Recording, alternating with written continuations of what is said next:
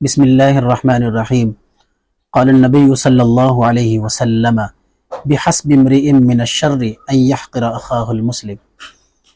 اللہ کے نبی صلی اللہ علیہ وسلم نے ارشاد فرمایا، آدمی کے برا ہونے کے لیے یہی کافی ہے، آدمی کے برا ہونے کے لیے یہی کافی ہے کہ وہ اپنے مسلمان بھائی کو حقیر سمجھے، اس کو حقیر نگاہوں سے دیکھے، اس کو جو ہے حقیر جانے، چاہے وہ اپنے دل سے حقیر جانے، چاہے وہ اس کو اپنی زبان سے حقیر جانے، چاہے وہ اس کو اپنی سوچ اور فکر کے ذریعے سے اس کو حقیر جانے۔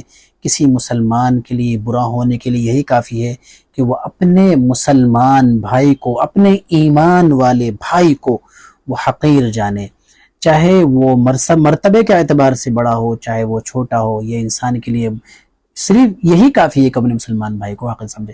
تو اس لیے ہمیں چاہیے کہ اپنے مسلمان بھائی کو حقیر نہ سمجھیں، اس کو عزت دیں، اس کے پرائیورٹی دیں، اس کا احترام کریں، اس کے احترام کی نگاہ سے دیکھیں۔